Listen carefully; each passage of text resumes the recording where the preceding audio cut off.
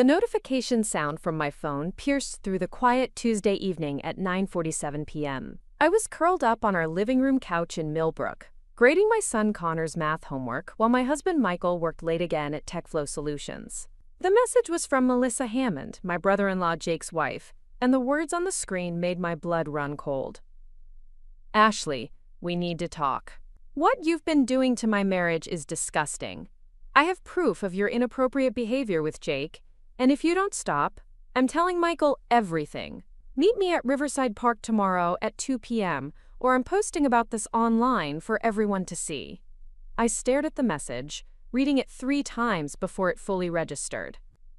Inappropriate behavior with Jake?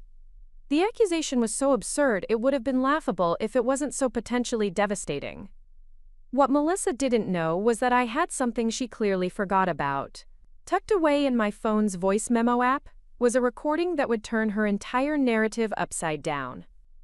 A recording of her practically begging me to pursue her own husband just 6 weeks earlier. But I'm getting ahead of myself.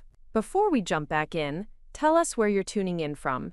And if this story touches you, make sure you're subscribed, because tomorrow, I've saved something extra special for you. The story really begins 4 months ago, on a crisp October evening when Michael and I hosted what was supposed to be a simple family barbecue at our house in the Maple Ridge neighborhood.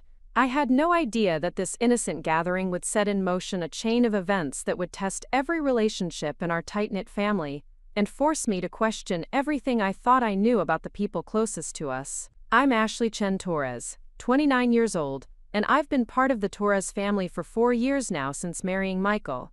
Before that, I was just Ashley Chen, a marketing coordinator at Creative Marketing Hub, who thought she had life figured out. Growing up as the daughter of Frank and Diana Chen, I learned early that family loyalty runs deep, but so does the expectation to maintain harmony at all costs. My parents immigrated from Taiwan when I was 2, and they instilled in me the values of respect, hard work, and keeping family matters private. These principles shaped who I became, but they also made me perhaps too trusting, too willing to give people the benefit of the doubt, even when red flags were waving right in front of my face. When I met Michael at a coffee shop in downtown Denver 3 years ago, I was immediately drawn to his warmth and his obvious devotion to his family. He talked about his younger brother Jake with such pride, describing him as charismatic and ambitious, someone who could sell ice to an Eskimo. Michael's mother Patricia had raised both boys as a single parent after their father left when Jake was just 8 years old, and the bond between the 3 of them was something I admired and wanted to be part of. Michael was steady and reliable, working as a software engineer with dreams of eventually starting his own tech company. He was the kind of man my parents approved of, someone who would provide stability and security. Our wedding was a beautiful blend of my Chinese heritage and his Mexican traditions, held at the Millbrook Community Center with both families celebrating late into the night. Jake served as Michael's best man, charming everyone with his toast about how Michael had finally found someone who could keep up with his terrible dad jokes. Even then, I noticed how Jake had a way of commanding attention, how conversations seemed to revolve around him wherever he went. But I saw it as confidence, as the natural charisma Michael had described. I had no reason to think it was anything more complicated than that.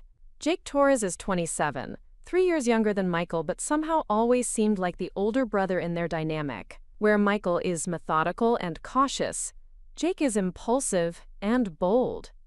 He got into real estate right out of college, drawn by the potential for high earnings and the flexibility of being his own boss.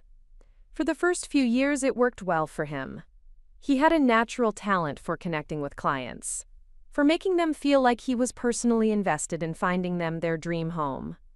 He drove a sleek black BMW, wore expensive suits, and always seemed to have exciting stories about big deals and satisfied customers.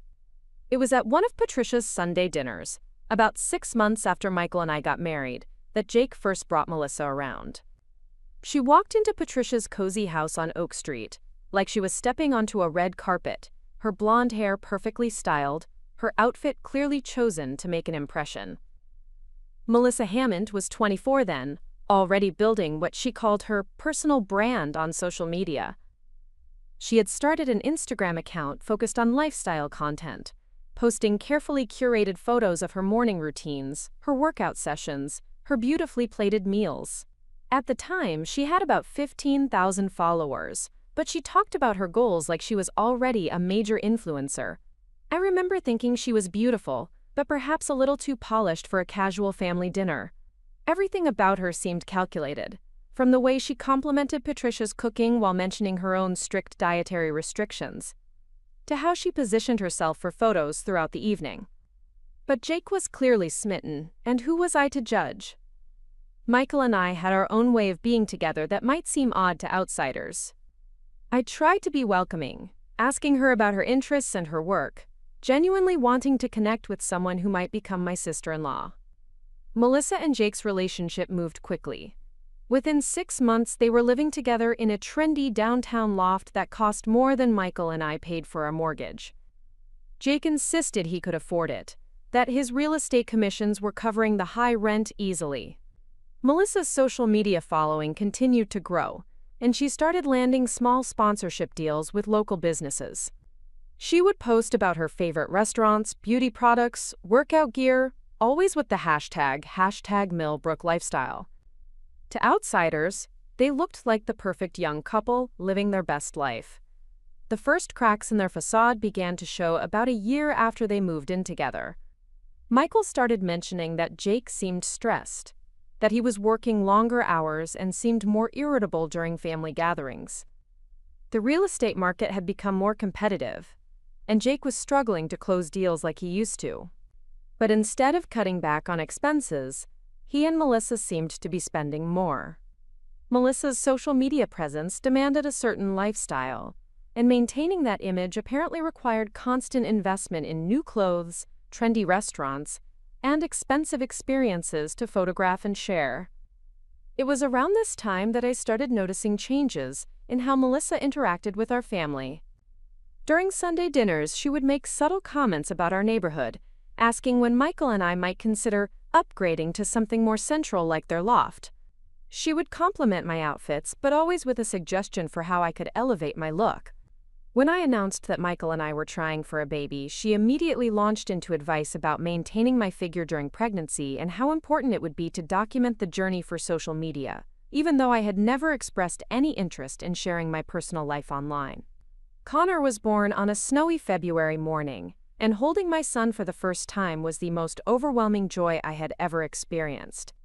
Michael cried when the nurse placed Connor in his arms, and even Patricia, who I had never seen show much emotion, had tears in her eyes. Jake and Melissa visited us in the hospital, bringing an elaborate bouquet of flowers and a gift basket filled with expensive baby items. Melissa immediately started taking photos, posting about her gorgeous new nephew, and how excited she was to be an aunt. But there was something performative about her enthusiasm that left me feeling uneasy.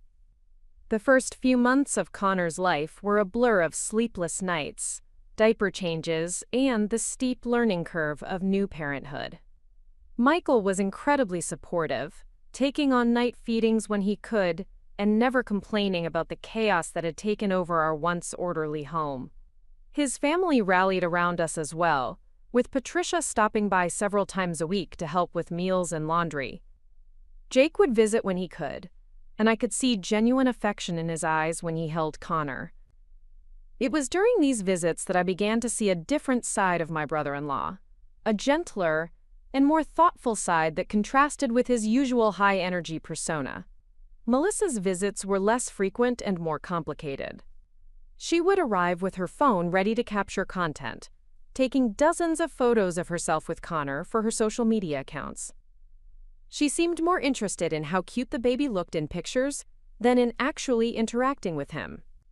When Connor would cry or need a diaper change, she would quickly hand him back to me, making comments about how she wasn't ready for the messy parts of parenthood. Her posts about these visits always portrayed her as the doting aunt, but the reality felt much more calculated. When Connor was about 8 months old, Michael and I started trying for our second child. We were both eager to give Connor a sibling close in age, and we felt like we had found our rhythm as parents. Sophie was born the following spring, a beautiful little girl with Michael's dark eyes and my stubborn chin. If I thought Connor's birth had brought out complex feelings in Melissa, Sophie's arrival seemed to trigger something even more intense. By the time Sophie was 6 months old, it became clear that Jake and Melissa's relationship was under serious strain. Jake had always been good at putting on a confident front, but the stress was showing in ways he couldn't hide. He had lost weight, there were dark circles under his eyes, and his usual quick wit had been replaced by distracted responses and forced smiles. Melissa, meanwhile, had doubled down on her social media presence, posting constantly about their relationship and their lifestyle, as if the frequency of her posts could somehow make their problems disappear. It was during this period that Melissa started reaching out to me more frequently. At first, her calls and messages seemed innocent enough. She would ask for advice about dealing with family stress, or she would want to vent about Jake's work schedule. I tried to be supportive while maintaining appropriate boundaries, encouraging her to communicate directly with Jake about their issues rather than discussing them with me. But gradually her conversations began to take on a more troubling tone. She started making comments about how understanding I was, how easy I was to talk to compared to Jake. She would mention how she envied the stability that Michael and I had, how we seemed to have everything figured out. At the time, I interpreted these comments as the normal insecurities of someone whose relationship was going through a rough patch. I had no idea that she was laying the groundwork for something much more complicated and disturbing. The October barbecue that would change everything was supposed to be a celebration. Michael had just received a promotion at TechFlow Solutions, a significant step forward in his career that came with a substantial salary increase and the promise of even better opportunities ahead. I had recently returned to work part-time after Sophie's birth, finding a perfect balance that allowed me to pursue my career while still being present for my children. We felt like we were in a good place, finally hitting our stride as a family of 4. I spent the morning of the barbecue preparing food and decorating our backyard, excited to share our good news with the family. Michael had set up a playlist of his favorite music, and the kids were napping so they would be in good moods for the evening. Patricia arrived early to help with preparing and narrating. This story took us a lot of time, so if you are enjoying it, subscribe to our channel. It means a lot to us. Now back to the story. Preparations. Bringing her famous tres leches cake, and stories about her week volunteering at the community center. My parents came next, my mother immediately taking over the kitchen despite my protests, and my father settling into his favorite chair on our back patio with a beer and the latest news on his tablet. Jake and Melissa were the last to arrive, and I could tell immediately that something was off. Jake's usual enthusiastic greeting was subdued, and he seemed to be making an effort to appear more cheerful than he actually felt. Melissa, on the other hand, was almost aggressively upbeat, complimenting everything from my outfit to the decorations to the smell of the food on the grill. She was dressed impeccably as always, in a flowing sundress that photographed beautifully against our backyard setting, and she immediately began taking pictures for her social media accounts. The evening started pleasantly enough. Michael announced his promotion to cheers and congratulations from everyone, and Patricia made a toast about how proud she was of both her sons. Jake seemed genuinely happy for his brother, though I caught moments when his smile would falter, and he would stare off into the distance with a worried expression. Melissa recorded Jake's congratulatory speech on her phone, later posting it with captions about how supportive their family was and how excited they were for Michael's success. As the night wore on and the adults relaxed with drinks and conversation, I began to notice that Melissa was paying unusual attention to Jake's interactions with me. When he complimented the meal I had prepared, she would immediately jump in with her own praise, as if she was competing for his attention. When he offered to help me clear dishes or check on the children, she would suggest alternative ways he could help, steering him away from spending time alone with me. At the time, I thought she was being possessive in the way that couples sometimes are, perhaps feeling insecure about their relationship problems and wanting to keep Jake close. The turning point came when Connor, who had been playing quietly in the corner of the patio, fell and scraped his knee on the concrete. His wails immediately drew everyone's attention, and I hurried to comfort him and assess the damage. It was a minor scrape, nothing that required more than cleaning and a bandage, but Connor was upset and wanted his mommy. Jake, who was standing nearby, immediately offered to help, suggesting he could get the first aid kit from our bathroom while I held Connor. It was a perfectly innocent and helpful gesture, the kind of thing family members do for each other without thinking twice. But as Jake headed into the house, I noticed Melissa watching us with an expression I couldn't quite read. There was something calculating in her eyes, as if she was filing away this moment for future reference. When Jake returned with the bandages and helped me clean Connor's scrape, making silly faces to distract my son from his tears, Melissa immediately positioned herself to take photos of the interaction, commenting loudly about what a great Uncle Jake was and how natural he looked with children. Later that evening, after the guests had gone home and Michael was putting the children to bed, I found myself thinking about Melissa's behavior throughout the night. There had been something performative about her responses to every interaction between Jake and me, as if she was creating a narrative that only she could see. But I dismissed my concerns as overthinking, chalking up her behavior to the stress she and Jake were clearly under in their relationship. It was 3 days later that I received the first concerning phone call from Melissa. I was at work, trying to catch up on a marketing campaign for one of our bigger clients, when my phone rang with her contact information. She sounded distressed, explaining that she and Jake had gotten into a fight the night before and she needed someone to talk to. Against my better judgment, I agreed to meet her for coffee during my lunch break, thinking that maybe I could help them work through whatever issues they were having. The coffee shop Melissa chose was one of her favorites, a trendy place downtown that she frequently featured in her social media posts. When I arrived, she was already seated at a corner table, looking perfectly put together despite claims of being upset. She had ordered for both of us, choosing drinks that she said would photograph well if she decided to post about our meeting. This immediately struck me as odd, but I tried to focus on being supportive rather than judgmental. Melissa's version of the fight with Jake was vague and confusing. According to her, they had argued about money, about his work stress, about their future plans, but she couldn't seem to provide specific details about what had actually been said. Instead, she kept steering the conversation toward how frustrated she was with Jake's inability to communicate, how she felt like he didn't understand her needs, how she sometimes wondered if they were truly compatible. What made me most uncomfortable was how often she brought up Michael and me as examples of what a relationship should look like. She talked about how she envied our stability, our communication, our obvious happiness together. She made comments about how lucky I was to have a partner who was so attentive and reliable, and how she wished Jake could be more like Michael. At the time, I tried to redirect the conversation, explaining that every relationship has its challenges, and that comparing relationships rarely leads to anything productive. But then Melissa said something that should have been a massive red flag, though I didn't recognize it as such at the time. She mentioned how much she had enjoyed watching Jake interact with Connor at the barbecue, how natural and caring he had seemed. She said it made her think about what kind of father he might be someday, but also made her realize how much she valued having him in our family's life. The way she phrased it was strange, as if she was testing my reaction to the idea of Jake being more involved in our family dynamics. I tried to keep the conversation brief and supportive, encouraging her to have an honest conversation with Jake about their concerns, and perhaps consider couples counseling if they were struggling to communicate effectively. But as I walked back to my office after lunch, I couldn't shake the feeling that there had been an agenda to our meeting that I hadn't fully understood. Melissa had seemed more interested in my reactions to her comments about Jake than in actually working through her relationship problems. Over the following weeks, these coffee meetings became a regular occurrence.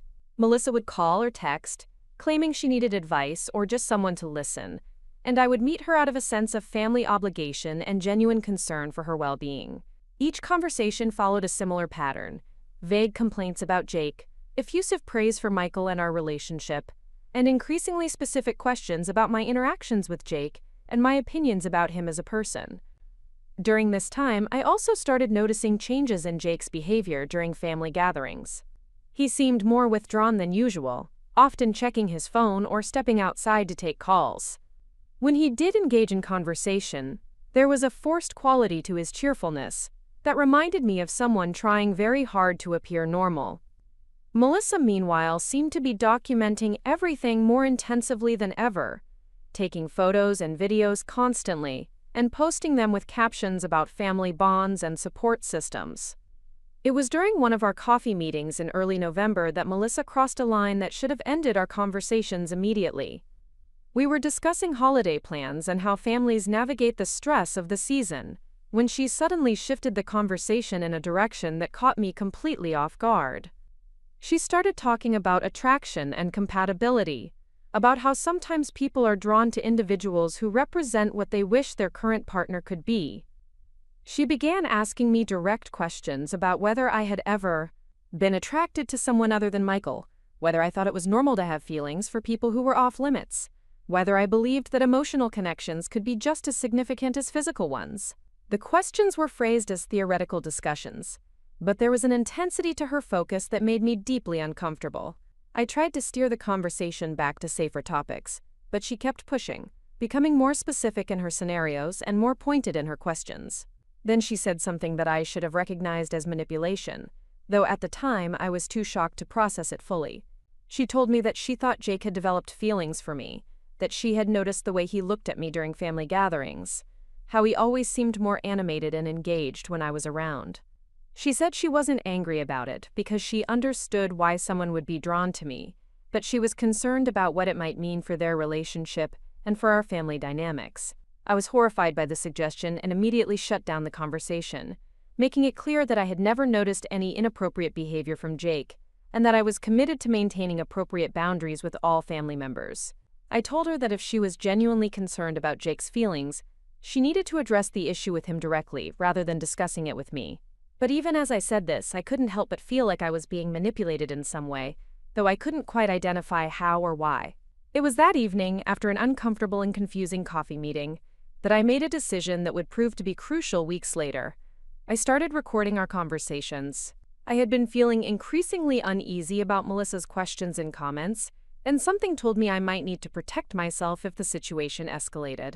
Using the voice memo app on my phone, I began discreetly recording our meetings, telling myself it was just a precaution and that I would delete the files once whatever was happening between Jake and Melissa resolved itself. The recording that would later become so important was made during our meeting 2 weeks before Thanksgiving.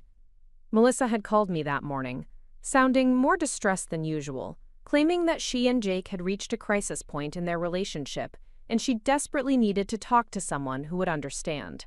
Against my better judgment, I agreed to meet her at the same coffee shop where we had been having our previous conversations. This time, Melissa's agenda became crystal clear. She spent the first few minutes talking about how unhappy she had become in her relationship with Jake, how she felt like they had grown apart and no longer wanted the same things. But then she began talking about me in a way that made my skin crawl. She said she had been thinking about our conversations, about how easy it was to talk to me, how much she valued our connection. Then she said the words that I never could have anticipated. Words that I'm grateful I have recorded because no one would have believed them otherwise. She told me that she thought Jake and I would be perfect for each other, that she had been watching us interact and could see a natural compatibility that she and Jake had never shared. She said she had been thinking about this for weeks, and she believed that everyone would be happier if Jake and I could explore our connection while she stepped back from the relationship. I was so shocked by this suggestion that I initially thought I had misunderstood her meaning. But she continued, becoming more explicit in her proposal. She suggested that I could spend more time with Jake, perhaps meet him for coffee or lunch to see if there was genuine attraction between us. She said she would find ways to give us opportunities to be alone together, and that she wouldn't interfere if something developed between us. She even suggested that it might be better for everyone involved if their relationship ended so that Jake could be with someone who truly understood him. The most disturbing part of this conversation was how calculated it seemed. This wasn't a moment of emotional breakdown or impulsive confession. Melissa had clearly thought this through, developing what she believed was a rational plan that would solve her relationship problems while giving her some kind of perceived benefit. She spoke about it as if she was doing me a favor, offering me something valuable that I should be grateful to receive. I was horrified and confused by her proposal, making it immediately clear that I had no interest in pursuing any kind of relationship with Jake beyond normal family interactions. I told her that she needed to work out her relationship problems with Jake directly, and that involving me in whatever fantasy she had constructed was completely inappropriate. I left that meeting feeling disturbed and manipulated, but I had no idea that this conversation was actually the setup for something much more sinister. It was exactly 1 week later that everything changed. I received a text message from Jake asking if I could meet him for coffee because he needed to talk to someone about family matters. The message seemed innocent enough, and I assumed he wanted to discuss his relationship problems with Melissa, or perhaps ask for advice about holiday planning. I agreed to meet him, suggesting a coffee shop near my workplace where we could have a brief conversation during my lunch break. Jake looked exhausted when I arrived at the coffee shop. He had lost more weight, and there was a defeated quality to his posture that I had never seen before. He thanked me for meeting him and immediately launched into an explanation of why he had reached out. He told me that Melissa had been acting strangely for weeks, making cryptic comments about their relationship and suggesting that he should consider other options. He said he was confused and concerned about her mental state, and he wanted to know if she had said anything to me during our recent conversations that might help him understand what was happening. I found myself in an impossible position. I couldn't tell Jake about Melissa's disturbing proposal without potentially destroying their relationship and causing massive drama within our family. But I also couldn't lie to him when he was clearly struggling and looking for answers. I tried to be vague, mentioning that Melissa had seemed unhappy and might benefit from professional counseling, but avoiding the specific details of what she had suggested. Jake seemed frustrated by my evasive answers, and I could tell he knew I was holding something back. He pressed me for more information, asking if Melissa had said anything about their future together or about other people in their lives. The conversation was becoming increasingly uncomfortable, and I was preparing to end it when something happened that would later be used against me in the most twisted way possible. Jake's phone rang, and he glanced at the caller ID before declining the call. He made a comment about needing to deal with work stress on top of everything else, and I could see that he was genuinely overwhelmed by the combination of personal and professional problems. In a moment of family compassion, I reached across the table and briefly touched his hand, telling him that everything would work out and that he should focus on taking care of himself during this difficult time. It was a gesture I would have made to any family member who was struggling, a simple expression of support and care that lasted no more than a few seconds. I thought nothing of it at the time, seeing it as the kind of comfort that family members naturally offer each other during tough periods. But unbeknownst to me, this innocent moment was being documented by someone who would later use it to support a completely fabricated narrative about our relationship. As I walked back to my office after the coffee meeting, I had no idea that my life was about to be turned upside down by accusations that would test every relationship in our family and force me to confront the reality that someone I had tried to help was actually orchestrating a campaign designed to destroy my reputation and my marriage. The recording on my phone would prove to be my salvation, but first I would have to endure weeks of suspicion, manipulation, and betrayal that would change how I viewed trust and family loyalty forever. The next few days passed normally, with the usual routines of work and childcare filling my time. Michael was busy with his new responsibilities at TechFlow Solutions, often working late to prove himself in his promoted position. Connor was thriving in his first year of elementary school, coming home each day with stories about his friends and new things he had learned. Sophie was developing her own little personality, babbling constantly, and taking her first tentative steps around our living room. It was during this period of normal family life that I started noticing changes in how Melissa interacted with me at family gatherings. There was a new intensity to her attention, as if she was studying my every move and reaction. She would position herself where she could observe my interactions with Jake, and I began to feel like I was being watched and evaluated in ways that made me increasingly uncomfortable. The final family gathering before everything exploded was Patricia's birthday dinner the Sunday before Thanksgiving. The entire family came together to celebrate, with my parents joining the Torres family for a meal that Patricia had insisted on cooking herself despite our offers to help. The evening should have been joyful, a celebration of family bonds and gratitude for the year we had shared. But I could feel tension underlying the festivities, particularly between Jake and Melissa. They arrived separately, with Jake explaining that he'd been showing a house and running late.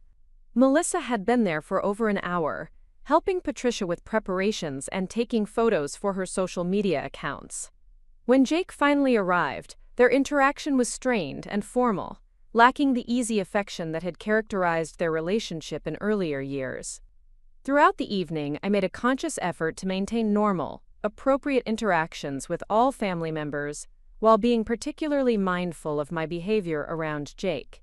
I had become hyper-aware of Melissa's observation and wanted to ensure that nothing I did could be misinterpreted or used to support whatever narrative she seemed to be constructing in her mind. But despite my caution, I couldn't control how others behaved or how their actions might be perceived by someone who was actively looking for evidence to support predetermined conclusions. When Jake complimented the dessert I had brought, when he helped me carry dishes to the kitchen, when he played with Connor and Sophie in the living room, I could see Melissa watching and mentally cataloging each interaction. It was after this dinner, as Michael and I were driving home with our sleepy children in the back seat, that I finally decided to tell my husband about the concerning conversations I had been having with Melissa. I had been hoping the situation would resolve itself, but it was clear that something more serious was developing that could affect our entire family. I explained to Michael about Melissa's strange questions, her inappropriate suggestions about Jake and me, and my growing concern about her mental state. Michael listened with increasing alarm, particularly when I described her proposal that Jake and I should explore a relationship together. He was as shocked and disturbed as I had been, and we spent the rest of the drive home discussing how to handle this delicate family situation.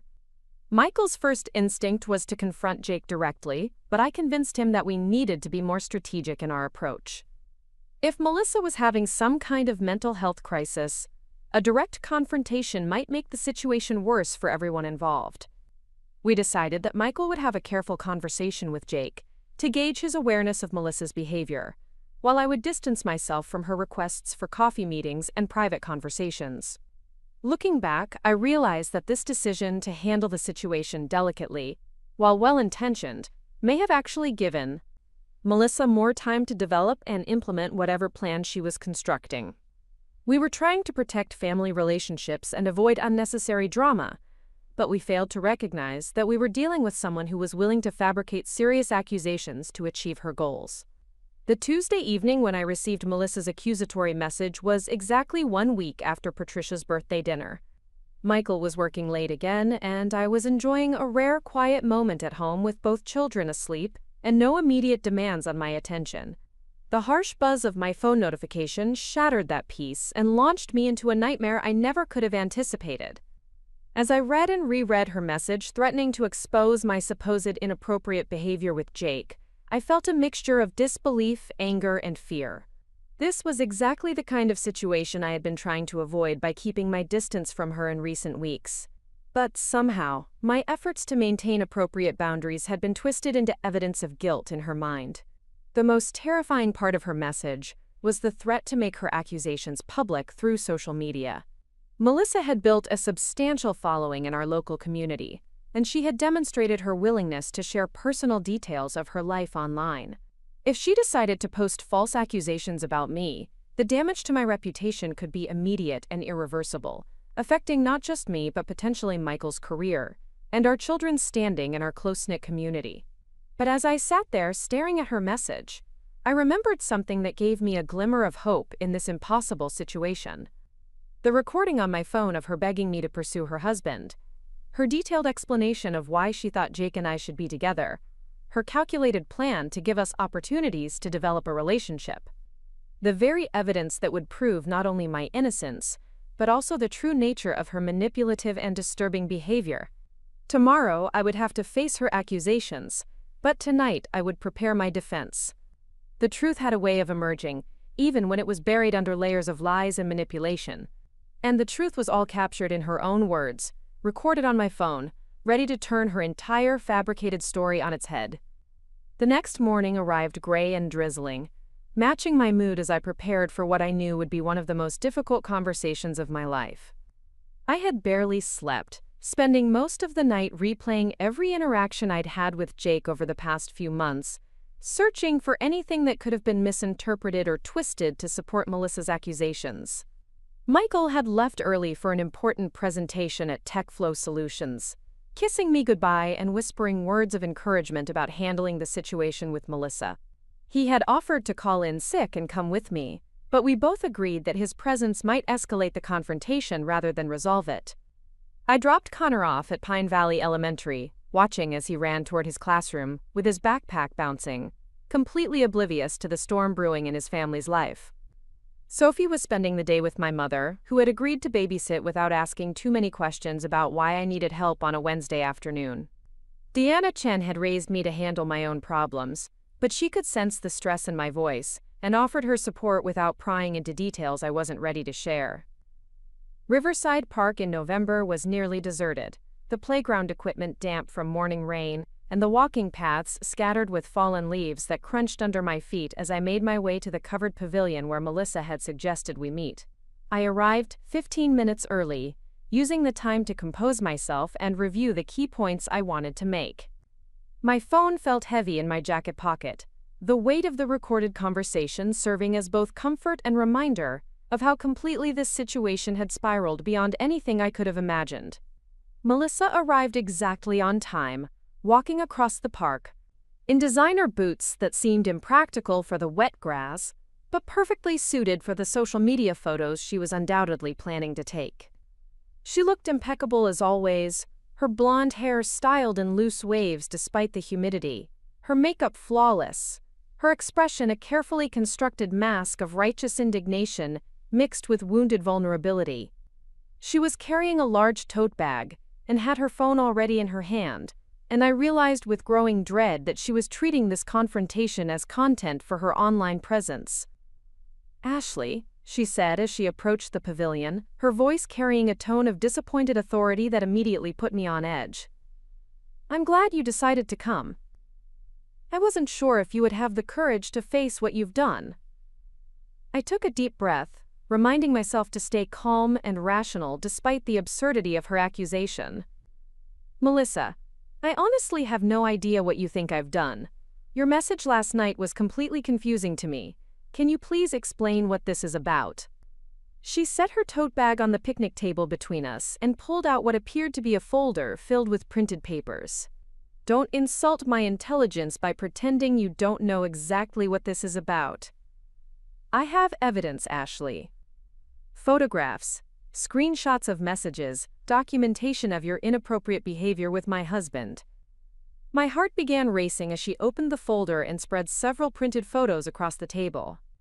They were pictures from various family gatherings over the past few months, but they had been cropped and selected to create a narrative that bore no resemblance to the innocent interactions they actually depicted.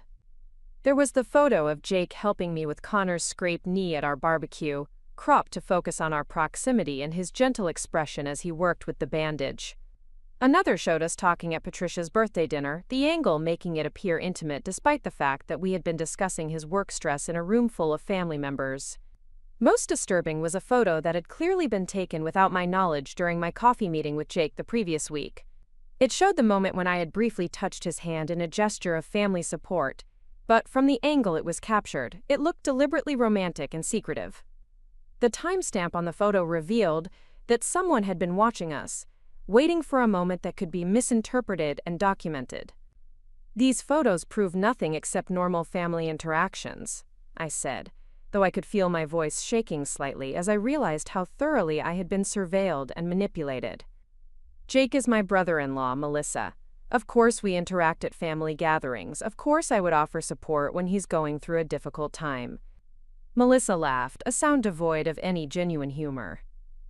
"Normal family interactions don't require secret coffee meetings, Ashley. Normal family interactions don't involve touching someone else's husband when you think no one is watching. Normal family interactions don't include the kind of intimate conversations you've been having with Jake for weeks." I stared at her in amazement, trying to process the complete reversal of reality she was presenting. "Melissa, you were the one who encouraged me to spend time with Jake. You literally told me that you thought we would be perfect together. You suggested that I should explore a relationship with him while you stepped back from your marriage." Her expression shifted to one of shocked innocence, her eyes widening as if my words were the most outrageous thing she had ever heard. "I never said any such thing. Ashley, I think you may be having some kind of breakdown. The idea that I would encourage my own husband to have an affair is absolutely insane." The gaslighting was so complete and delivered with such convincing sincerity that for a moment I questioned my own memory of our conversations. But then I remembered the recording on my phone, the clear documentation of her exact words, and I felt a surge of confidence that this nightmare had an end. Actually, Melissa, I have proof of exactly what you said. I recorded our conversation 2 weeks ago when you made those suggestions about Jake and me. Would you like me to play it for you? The change in her demeanor was instantaneous and dramatic. The mask of wounded innocence disappeared, replaced by a cold calculation that I had never seen from her before. Her perfectly manicured hand moved to her phone, and I realized she was preparing to record our current conversation, probably planning to edit my words to support whatever narrative she intended to create. If you have some kind of recording, it's probably doctored or taken out of context, she said. But there was uncertainty in her voice now. People can manipulate audio files to say anything they want. It wouldn't prove anything except that you're desperate enough to fabricate evidence. I pulled out my phone and opened the voice memo app, finding the file from our November meeting. Let's let your own words speak for themselves, shall we? As I pressed play, Melissa's voice filled the quiet pavilion, crystal clear and unmistakably hers. I think Jake and you would be perfect for each other.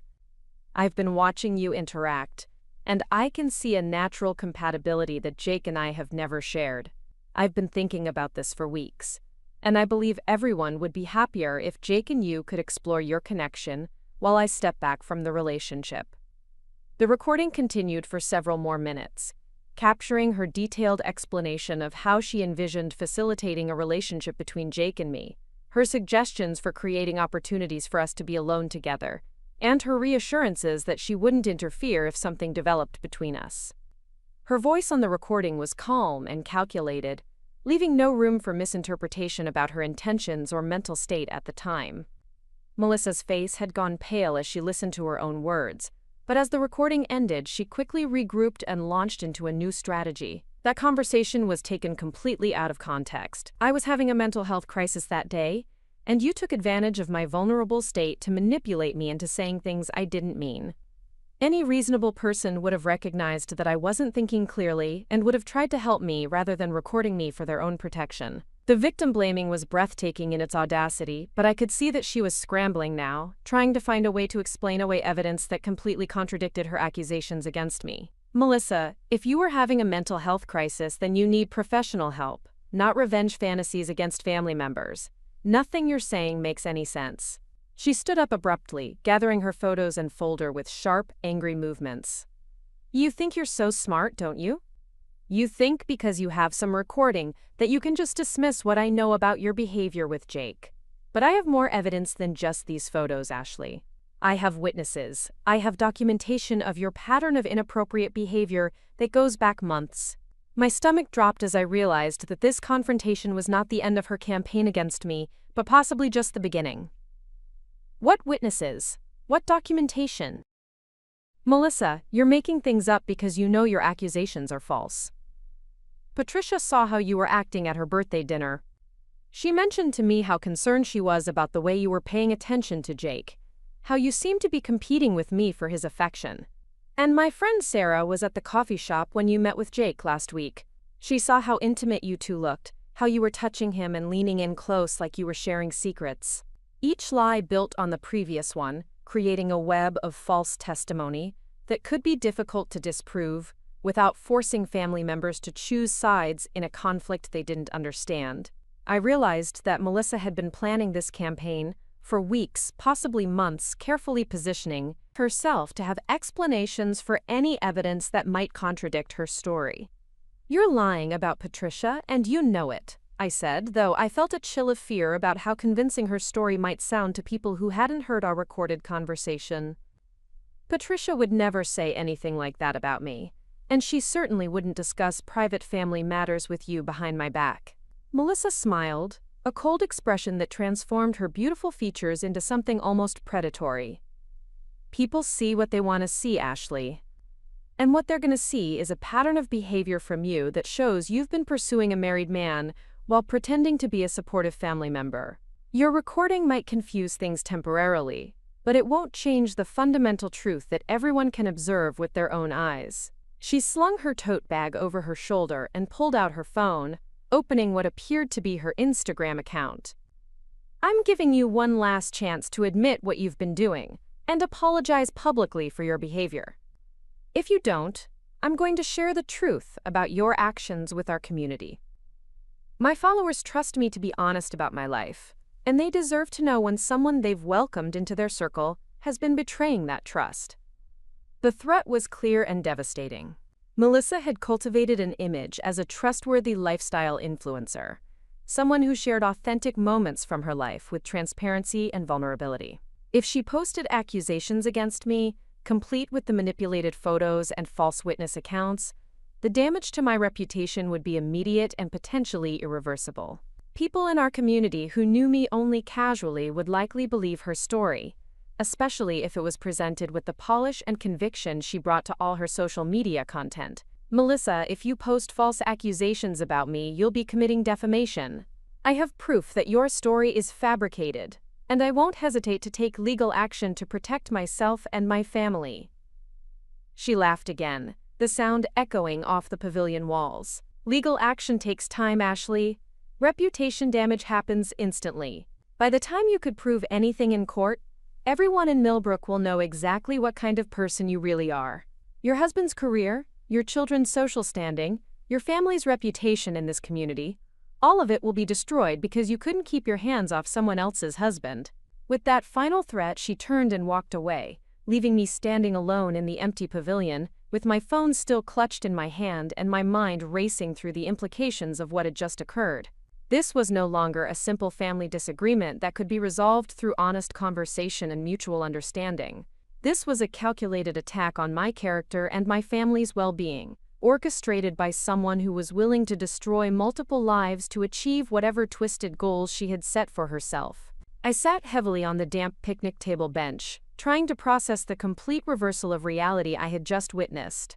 The woman who had begged me to pursue her husband was now threatening to destroy my life for supposedly doing exactly what she had encouraged. The family member I had tried to support through her relationship difficulties was now positioning herself as the victim of my imaginary manipulations. The person who had seemed vulnerable and confused just weeks ago had revealed herself to be calculating and vindictive in ways I never could have anticipated. My phone buzzed with a text message, and my heart lurched as I saw Jake's name on the screen. "Can we talk? Melissa told me about your conversation at the park. I'm confused about what's happening and I need to understand." I stared at the message, realizing that Melissa had wasted no time in beginning the next phase of her campaign. Whatever story she had told Jake about our confrontation would undoubtedly be designed to support her narrative while making me appear guilty and manipulative. The careful web of lies she had constructed was already spreading through our family, and I would now have to defend myself against accusations that grew more elaborate with each telling. I drove home slowly, using the time to think through my options and prepare for the conversations that were inevitably coming. Michael would need to know everything that had happened at the park, including the escalation of Melissa's threats and her plan to make her accusations public. Patricia would need to be warned about the lies Melissa was telling about her supposed concerns regarding my behavior. Most importantly, I would need to document everything I could remember about my interactions with Melissa over the past few months, creating a timeline that could help demonstrate her pattern of manipulation and deception. When I arrived home, I found my mother's car still in the driveway and Diana Chen sitting in my living room with Sophie on her lap, both of them reading a picture book together. My mother looked up as I entered, and I could see concern in her eyes as she studied my expression. "How did your meeting go?" she asked in Mandarin, a habit she fell into when she was worried and wanted to speak more intimately with me. I responded in English, not wanting to exclude Sophie from our conversation even though she was too young to understand the complexities of what was happening. It was difficult. There are some family issues that are going to require careful handling over the next few weeks. My mother nodded, understanding that I couldn't discuss details in front of my daughter but recognizing the strain in my voice. Diana Chen had navigated her own share of complicated relationships during her years in America, and she had taught me the importance of maintaining dignity while protecting family interests. "Your father and I are here to help however we can. Sometimes these situations resolve themselves when people have time to think clearly." I hoped she was right, but as my phone continued to buzz with messages throughout the afternoon, I began to realize that this situation was likely to get much worse before it got better. Jake sent 3 more texts asking to meet, each one more urgent than the last. Patricia called and left a voicemail saying she wanted to discuss some concerning information she had received. Even my friend Rachel Kim sent a message asking if everything was okay because she had seen some weird social media activity that mentioned our family. By the time Michael arrived home from work, I had received a total of 15 messages from various family members and friends, all asking questions or expressing concern about different versions of whatever story Melissa was spreading. The web of confusion and misinformation was expanding rapidly, and I could see how easily the truth could be buried under layers of conflicting accounts and manufactured evidence. Michael found me in our kitchen, sitting at the counter with my phone and a notebook, trying to create a timeline of events that could help us navigate the storm that was building around our family. He took one look at my face and immediately came to wrap his arms around me, holding me close without asking any questions until I was ready to explain what had happened. "She's not going to stop," I said finally, my voice muffled against his chest. "This isn't about jealousy or misunderstanding. She has a plan, and she's executing it systematically. She's already started telling people her version of events, and she's threatening to make it public if I don't confess to things I never did." Michael pulled back to look at me, his expression hardening as he processed the implications of what I was telling him. "Then we fight back. We don't let her destroy our family with lies. We have the recording, we have the truth, and we have each other. That has to be enough." I wanted to believe him, but as my phone buzzed again with another message from a concerned friend, I couldn't shake the feeling that we were up against something bigger and more dangerous than either of us had realized. Melissa wasn't just one troubled woman making false accusations. She was someone with social media influence, community connections, and apparently no moral boundaries when it came to protecting whatever version of reality she had decided to create. The evening brought a phone call that changed everything. Patricia called just as we were sitting down to dinner with the children, her voice tight with emotion and confusion. "Ashley, honey, I need to ask you about something that Melissa told me today. She said there were some concerns about your interactions with Jake, and she seemed to think I had noticed something inappropriate at my birthday dinner." My stomach clenched as I realized that Melissa was already implementing her plan to use Patricia as an unwitting witness to support her fabricated story. "Patricia, I promise you that there has never been anything inappropriate between Jake and me. Whatever Melissa told you, it's not true. We have proof that she's been making up stories for her own reasons." There was a long pause on the other end of the line, and I could hear Patricia's confusion and distress in her breathing. "I don't understand what's happening to this family." Melissa seemed so upset, and she said she had photos and witnesses. "But Ashley, I've watched you with Jake for 4 years, and I've never seen anything that concerned me. You've always been respectful and appropriate." Relief flooded through me as I realized that Patricia's natural instincts were protecting her from Melissa's manipulation. "Patricia, that's because nothing inappropriate has ever happened. Melissa has been having some kind of personal crisis, and for reasons I don't understand, she's decided to target me with false accusations. We're going to work through this as a family, but I wanted you to know that whatever she's telling people, it's not based in reality." After I hung up, Michael and I spent the evening developing a strategy for handling the expanding crisis. We decided that honesty and transparency would be our best defense, even if it meant having difficult conversations with every family member and friend who had received conflicting information. We would share the recording with anyone who needed to hear it, and we would document every interaction we had with Melissa moving forward. But as we prepared for bed that night, I couldn't escape the feeling that we were still underestimating the scope of what we were dealing with. Melissa had demonstrated a level of planning and manipulation that suggested this wasn't an impulsive reaction to relationship problems. This felt like something she had been building toward for months, and I had no idea what other surprises she might have prepared for us. The next morning brought confirmation of my worst fears. I woke up to find that Melissa had posted a long, emotional message on her Instagram account, complete with carefully selected photos and a narrative that painted her as the victim of a devastating betrayal by someone she had trusted as family. The post was masterfully crafted, balancing enough vague details to be believable with enough emotional content to generate sympathy and outrage from her followers. She had positioned herself as the heartbroken wife who had discovered her husband's emotional affair with his own sister-in-law, someone who had taken advantage of her trust and friendship to pursue an inappropriate relationship. The photos she included were the same ones she had shown me at the park, but presented with captions that completely misrepresented their context and meaning. Her writing was compelling and sympathetic, designed to generate maximum emotional impact while avoiding specific enough details that could be easily disproven. Within hours, the post had hundreds of comments from followers expressing support for Melissa and condemnation for the unnamed family member who had betrayed her trust. Several people who knew our family personally had already begun speculating in the comments about who might be involved, and I could see that it would only be a matter of time before my name was explicitly connected to her accusations.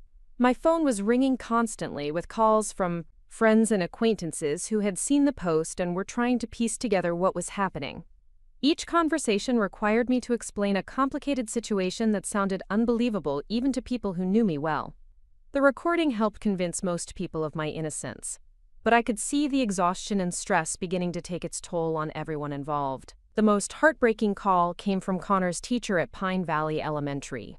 She gently informed me that there had been some concerning social media activity involving our family that other parents had brought to her attention. While she made it clear that she didn't believe the accusations, she wanted to give me a heads up that there might be increased scrutiny and gossip affecting Connor's classroom environment.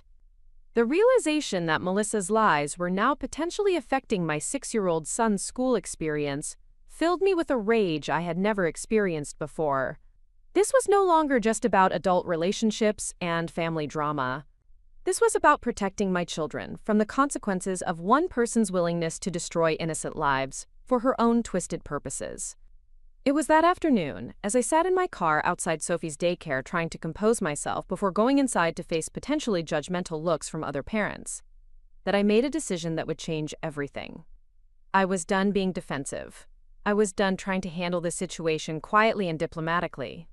Melissa had escalated this conflict to a public level, and she had involved my children in her campaign of destruction. If she wanted a war, I would give her one. But I would fight with the truth, and I would make sure that everyone in our community understood exactly who they were really dealing with when they chose to support her narrative over reality. The recording on my phone was just the beginning of what I could prove about her manipulation and lies. That evening, I called Rachel Kim and asked her to meet me for coffee the next morning. As a lawyer specializing in defamation cases, Rachel would be able to help me understand my legal options and develop a strategy for protecting my family while exposing Melissa's deception. The time for quiet family diplomacy was over. The war for truth was about to begin. Rachel Kim arrived at the downtown coffee shop 20 minutes early, her briefcase already open on the table, and legal pads spread around her like she was preparing for a major trial. I had known Rachel since college, where we had been roommates and study partners through countless late nights and stressful exams. She had always been the more organized and methodical of us, qualities that had served her well in building a successful legal practice, specializing in defamation and social media disputes. When I called her the previous evening, barely holding back tears as I explained what was happening, she had immediately cleared her morning schedule and promised to help me navigate this nightmare. "Ashley," she said, standing to embrace me as I approached the table, "I've been doing some preliminary research since we talked last night, and I think we need to approach this situation much more aggressively than you might be comfortable with." Melissa's social media post has already been shared over 200 times, and the engagement is growing exponentially. This isn't just local gossip anymore. This is viral character assassination. I slumped into the chair across from her, feeling the weight of the situation settling more heavily on my shoulders. "Rachel, I just want my life back. I want my children to be able to go to school without whispers following them. I want Michael's career to be safe from this madness. I don't care about winning some public relations battle with Melissa." Rachel opened her laptop and turned it toward me, showing Melissa's Instagram post and the rapidly growing comment section. "Ashley, look at this objectively. This woman has created a narrative that positions you as a home-wrecking manipulator who targeted your own family. She's posted photos that appear to support her story, and she's generating sympathy from thousands of people who now see you as the villain in her tragic tale.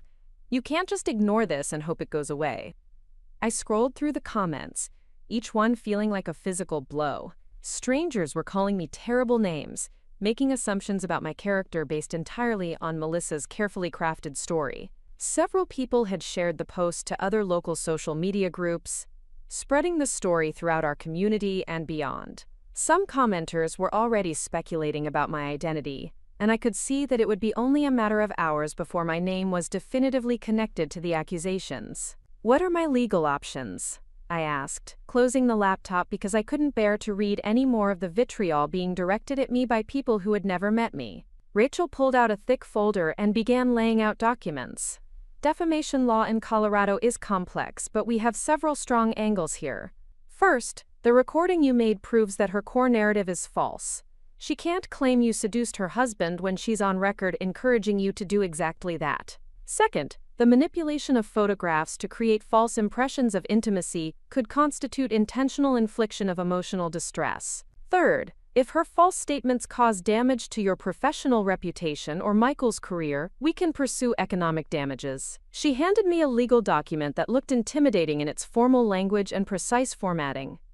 "I've prepared a cease and desist letter that demands she immediately retract her false statements and remove all defamatory content from her social media accounts. We'll have it delivered by certified mail today, which creates a legal record that she's been formally notified that her statements are false and damaging." I read through the letter, feeling a mixture of relief and anxiety about escalating the situation to this level. Rachel, what if this just makes her angrier? What if she decides to post even worse things about me in retaliation? Then we document everything and use it as evidence of her malicious intent, Rachel replied firmly. Ashley, you need to understand that this woman has already declared war on your reputation and your family. Being polite and hoping she comes to her senses isn't going to protect you.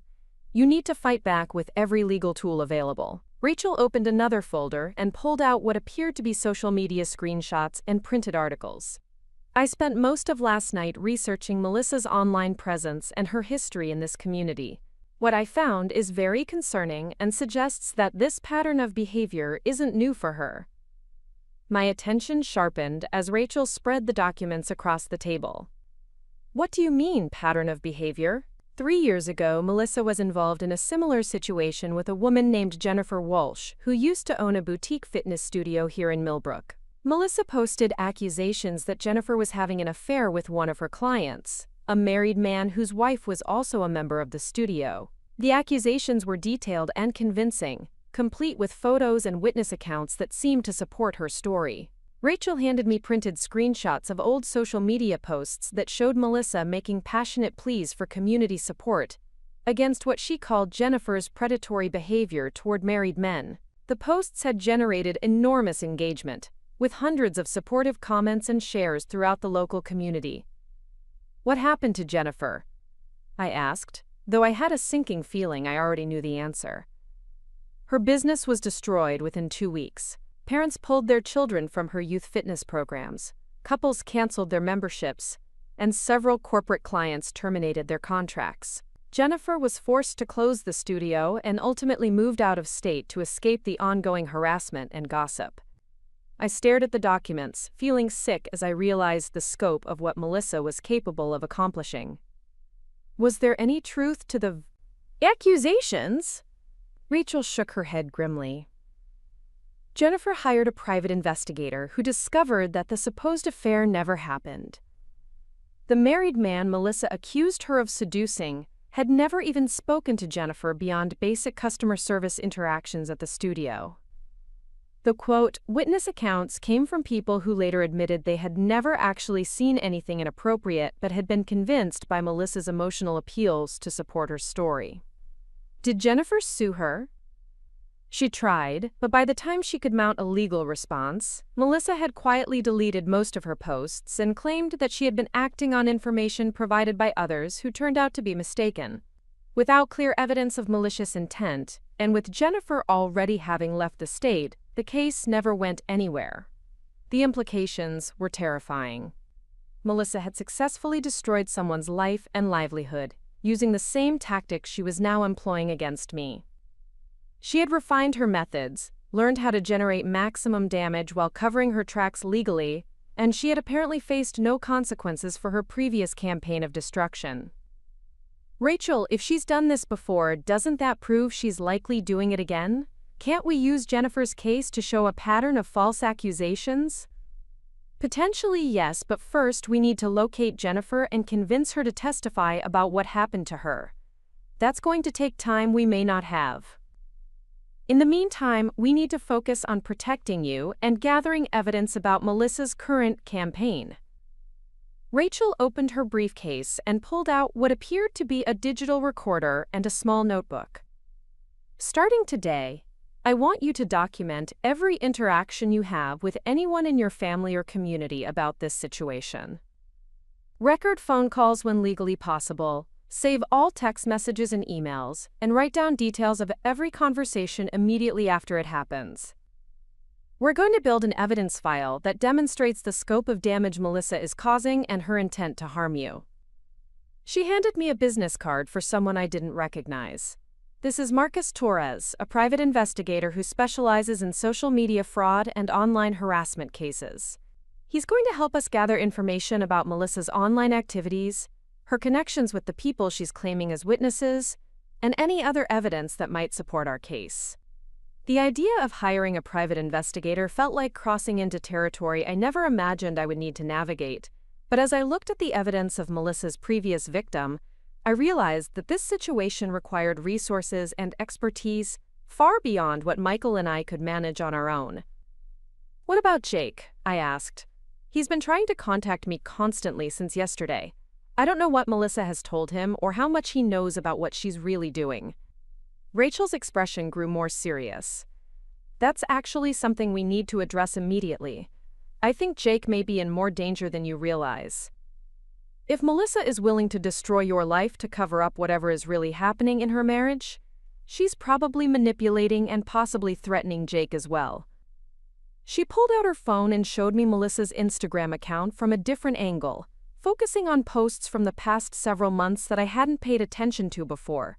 "Look at how she's been portraying their relationship online. Every post shows them as the perfect couple, but if you look carefully at Jake's expressions and body language, you can see signs of strain that don't match her captions." I studied the photos Rachel was showing me, and she was right.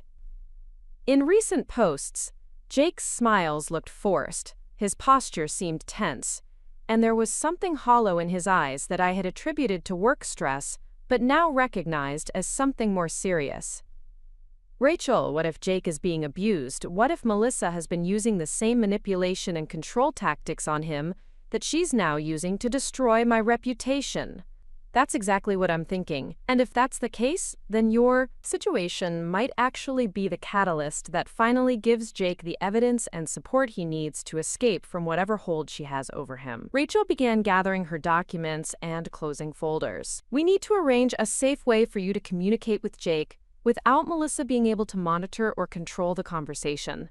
I'm going to contact him through my office and arrange a meeting where he can speak freely about what's really been happening in his marriage." The thought that Jake might be as much a victim of Melissa's manipulation as I was reframed everything I thought I understood about the situation.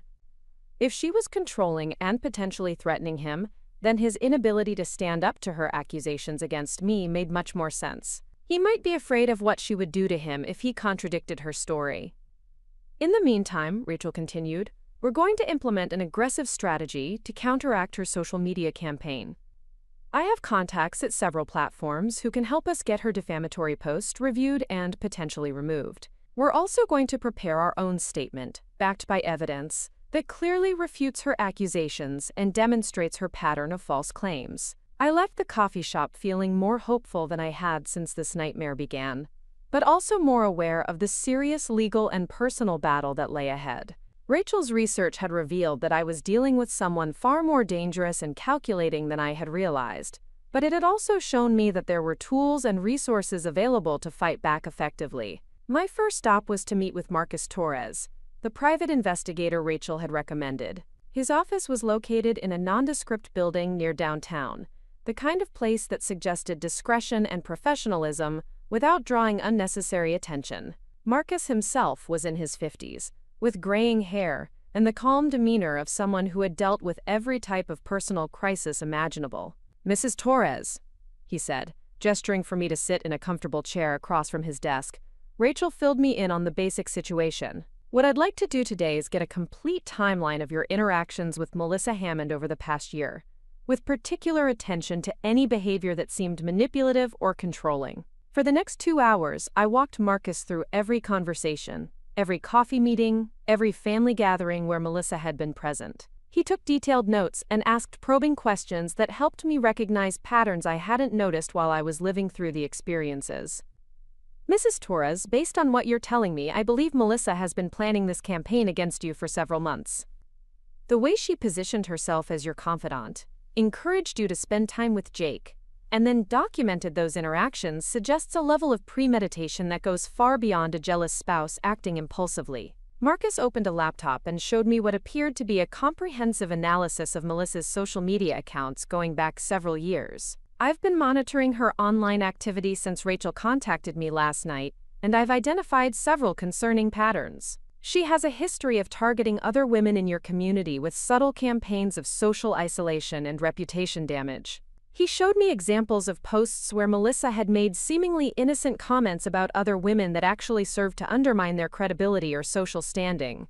A post about a school fundraiser that mentioned how some parents were more concerned with personal recognition than helping children. A comment on a community event photo that subtly criticized another woman's appearance or behavior. Each individual post seemed harmless, but taken together they revealed a pattern of using social media to control and manipulate social dynamics. The most concerning thing, Marcus continued, is that she appears to have cultivated a network of followers who regularly engage with and amplify her content. When she posts something critical about someone, these followers can be counted on to share and comment in ways that spread her message throughout the community. I thought about the rapid engagement on her post about me, how quickly strangers had begun sharing and commenting with such vitriol. Are you saying she has people who deliberately help her destroy other people's reputations? Not necessarily deliberately, but she's very skilled at presenting herself as a victim in ways that motivate others to defend her. Most of her followers probably believe they're supporting someone who has been wronged, not participating in a harassment campaign. Marcus closed the laptop and handed me a folder containing what appeared to be a detailed investigation plan. Over the next week, I'm going to document every aspect of her current campaign against you, identify her key supporters and potential witnesses, and investigate her claims about your behavior with Jake. I'm also going to reach out to Jennifer Walsh and any other women who may have been targeted by similar campaigns. As I drove home from Marcus's office, my phone rang with Jake's contact information appearing on the screen. I had been avoiding his calls since our text exchange the previous day, unsure of how to handle conversations with him while Melissa's accusations were spreading throughout our community. But Rachel's suggestion that he might be as much a victim as I was made me reconsider my approach. Ashley, Jake's voice sounded strained and exhausted when I answered. Thank God you picked up. I need to talk to you, but not over the phone. Can you meet me somewhere private? There are things about Melissa that you need to know. Things I should have told you months ago.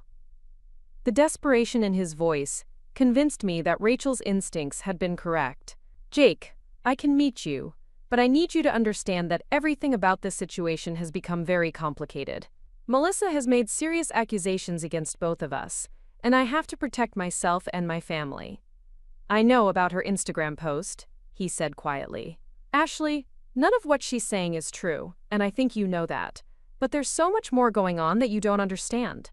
She's not the person any of us thought she was, and I'm afraid of what she might do next if someone doesn't stop her. We arranged to meet at a small diner on the outskirts of town, a place neither of us frequented, and where we were unlikely to be recognized or photographed. I arrived first, choosing a booth in the back corner where we could speak privately without being overheard. Jake arrived 10 minutes later, looking like he had aged years in the past few days. His usually neat appearance was disheveled, there were dark circles under his eyes, and he moved with the careful posture of someone who was under enormous stress. Ashley, he said, sliding into the booth across from me, I need you to know that I never encouraged Melissa's behavior toward you, and I had no idea she was recording our family interactions or planning any kind of campaign against you. When she showed me those photos yesterday and started talking about your supposed feelings for me, I told her she was being ridiculous, and that she needed to stop making up stories. I studied his face, looking for signs of deception or manipulation, but what I saw was genuine exhaustion and fear. Jake, what did she tell you about our conversation at the park? She said you had confessed to having feelings for me, and that you had been trying to break up our marriage so you could pursue a relationship with me. She claimed you had become angry when she confronted you, and that you had threatened to spread lies about her if she exposed your behavior. The complete reversal of reality was so audacious that it would have been laughable if it weren't so dangerous. Jake, I have a recording of a conversation where Melissa literally begged me to pursue you. She told me she thought we would be perfect together, and that she wanted to step back from your marriage so you and I could explore a relationship. Jake's face went pale as he processed what I was telling him. She what? Ashley, that's insane. Why would she say something like that? I pulled out my phone and found the recording, then handed him my earbuds so he could listen to Melissa's voice, clearly laying out her plan for facilitating a relationship between us. As the recording played, I watched Jake's expression shift from confusion to horror, to a kind of resigned understanding that suggested he was recognizing patterns he had been trying to ignore. "Oh my God," he whispered when the recording ended. "Ashley, this explains so many things that have been happening over the past few months. The way she's been trying to manipulate me into situations with other women, the strange questions she's been asking about our family relationships, the way she's been documenting everything we do." Jake looked around the diner nervously, then leaned forward and lowered his voice. "Ashley, I think Melissa has been planning to leave me for months, but she wants to do it in a way that makes her look like the victim, rather than the person who ended the marriage. If she can create a story where I had an emotional affair with my brother's wife, then she gets to be the wronged party who deserves sympathy and support." The pieces were finally clicking into place. Melissa's encouragement for me to pursue Jake, her careful documentation of our innocent interactions, her strategic positioning of herself as the concerned wife who had discovered a betrayal. She had been engineering a scenario that would allow her to exit her marriage while maintaining her social media image as the perfect wife who had been tragically betrayed. "Jake, why would she want to end your marriage in such a complicated way? Why not just ask for a divorce?" Jake's laugh was bitter and hollow. "Because Melissa's entire identity is built around being the perfect wife in the perfect relationship. Her social media following, her sponsorship deals, her status in this community, all of it depends on people believing that she has figured out how to have the ideal life. If she just asked for a divorce, she would have to admit that her perfect relationship was a lie." He pulled out his own phone and showed me screenshots of messages between him and Melissa over the past several weeks. "Look at these texts. She's been trying to get me to admit to having feelings for other women, asking leading questions about you and other family members, even suggesting that I should explore relationships outside our marriage." The messages were clearly designed to manipulate Jake into saying something that could later be used as evidence of infidelity or emotional affairs. Melissa had been laying groundwork for her victim narrative, while simultaneously trying to gather ammunition to support her accusations. "There's something else," Jake said, glancing around the diner again before continuing. "Melissa has been having an affair for the past 3 months, with someone she met through her social media work. She thinks I don't know, but I've seen the messages and I followed her to meetings that were clearly not business-related." The final piece of the puzzle fell into place. Melissa wasn't just trying to end her marriage while maintaining her victim status. She was trying to clear the way for her new relationship while ensuring that Jake would be blamed for the failure of their marriage. "Jake, we need to document everything you just told me. My lawyer needs to know about her affair, about her attempts to manipulate you into compromising situations, and about her pattern of planning this entire scenario." Jake nodded grimly. "Ashley, there's one more thing you need to know. Melissa has been talking about making more serious accusations if her current story doesn't generate the response she wants. She's mentioned claiming that you've been stalking her or making threats against her. She's prepared to escalate this situation in ways that could destroy your life completely." As we left the diner separately, I felt a mixture of relief and terror. Relief because I finally understood the full scope of what I was dealing with, and had an ally in Jake who could provide crucial evidence about Melissa's manipulations. Terror, because I realized that this situation was far from over, and that Melissa was prepared to escalate her attacks to levels I hadn't even imagined. That evening, as I shared Jake's revelations with Michael and Rachel, we began to understand that we weren't just fighting to clear my name from false accusations. We were trying to stop someone who was willing to destroy multiple lives to achieve her goals, someone who had carefully planned and orchestrated a campaign of manipulation that extended far beyond our family. The war for truth was about to intensify in ways none of us were prepared for, but at least now we understood what we were really fighting against. The next morning brought news that changed everything. Rachel called me at 7 a.m., her voice tight with urgency and barely controlled anger.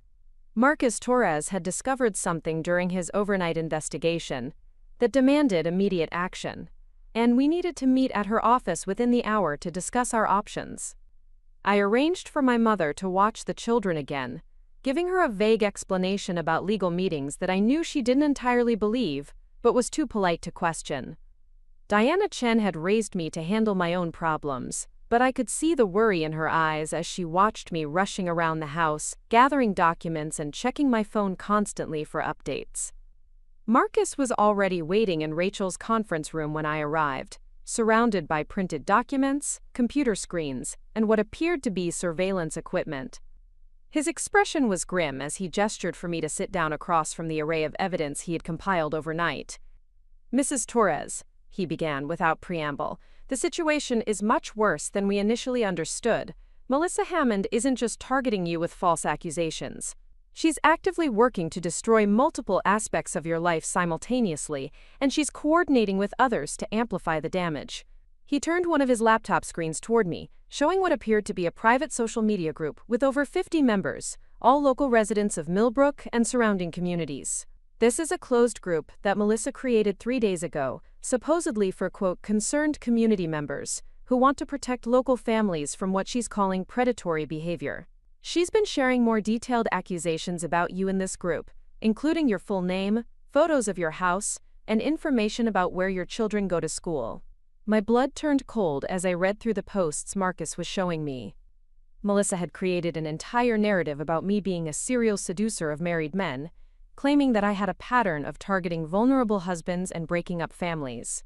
She had shared the manipulated photos with detailed captions explaining why each image proved my supposed guilt, and she had encouraged group members to share their own observations about my behavior. "Marcus, this is stalking and harassment. Can't we get this group shut down?" "We're working on that," Rachel interjected, "but there's something more immediate we need to address." "Show her the rest, Marcus." Marcus opened another document that made my stomach drop. "Melissa has filed a formal complaint with Child Protective Services, claiming that your inappropriate relationship with Jake Torres has created an unsafe environment for your children. She's alleged that you've been bringing a man who isn't their father into your home for secret meetings, and that your behavior demonstrates poor judgment that puts minors at risk." The room seemed to spin around me as I processed the implications. "She's trying to get my children taken away from me? The CPS investigation has already been initiated," Rachel said, her voice carefully controlled. "You'll receive official notification later today, and they'll want to interview you, Michael, and potentially the children within the next week. Even though the allegations are false, the investigation process itself can be traumatic and disruptive for your family." Marcus pulled out another set of documents. "There's more. Melissa has also contacted Michael's employer with allegations that you've been using company resources to facilitate your supposed affair. She's claimed that you've met Jake at TechFlow Solutions offices, and that Michael's professional reputation is being damaged by association with your behavior." I felt like I was drowning in an ocean of lies and manipulation, each new revelation pulling me deeper into a nightmare I couldn't escape. How is she even getting all this information? How does she know where Michael works or where my children go to school? "She's been conducting surveillance on your family for months," Marcus explained, showing me time-stamped photos that had clearly been taken without our knowledge. "These images show your daily routines, your children's school pickup times, Michael's work schedule, even your grocery shopping patterns. She's been documenting your life in detail to support whatever narrative she decided to create." Rachel leaned forward, her expression intense. "Ashley, we need to understand that this isn't just about clearing your name anymore. Melissa is trying to systematically destroy your life in ways that could have permanent consequences. The CPS investigation, even if it finds no wrongdoing, will create a record that could affect your family for years. The allegations to Michael's employer could damage his career prospects, The social media harassment could follow your children as they grow up. The scope of the attack was overwhelming, but as I sat there staring at the evidence of Melissa's campaign against my family, I felt something shift inside me. The fear and confusion that had dominated my thoughts for the past week were being replaced by a cold, determined anger. This woman had crossed every line of human decency in her quest to destroy innocent people, and she was now targeting my children and my husband's livelihood. "What do we do?" I asked, surprised by how steady my voice sounded despite the chaos of emotions swirling inside me. Marcus and Rachel exchanged glances before Rachel spoke. "We've developed a strategy that will require you to take some significant risks, but it's the only way to stop this escalation and protect your family. We're going to force a public confrontation where Melissa will have to defend her accusations in front of witnesses who can verify the truth." Marcus opened a final folder and spread out what appeared to be event planning documents. "Tomorrow evening is the monthly Millbrook Community Association meeting at the community center. It's a public forum where residents can bring up concerns affecting the neighborhood. Melissa has already signed up to speak during the open comment period, almost certainly to make her accusations against you more official and public. We're going to sign you up to speak immediately after her," Rachel continued. "You'll have the opportunity to play the recording of her encouraging you to pursue Jake, to present evidence of her surveillance and harassment campaign, and to expose her lies in front of the entire community leadership." The idea of standing up in front of dozens of community members to defend myself against humiliating accusations was terrifying, but I could see the strategic value of Rachel's plan. If I could present the truth in a public forum with unimpeachable witnesses, it would be much harder for Melissa to continue spreading lies or to claim that my evidence was fabricated. "What are the risks?" I asked, though I suspected I already knew the answer. "If this goes wrong," Rachel said honestly, "if Melissa manages to discredit your evidence, or if the community believes her story over yours, the public nature of the confrontation could make everything worse. Your reputation in this community could be permanently destroyed, and the humiliation could affect your family for years." Marcus added, quote, "There's also the possibility that exposing Melissa this publicly could cause her to escalate to even more dangerous behavior. People who are willing to go to these lengths to destroy others sometimes resort to physical threats or violence when their schemes are exposed." I thought about my children sleeping peacefully in their beds that morning, unaware that their mother was being accused of crimes that could tear their family apart. I thought about Michael working hard at his new position, not knowing that his wife's supposed misconduct was being reported to his supervisors. I thought about the lies spreading through our community, poisoning relationships we had spent years building. "I'll do it," I said, feeling a certainty that surprised me with its strength.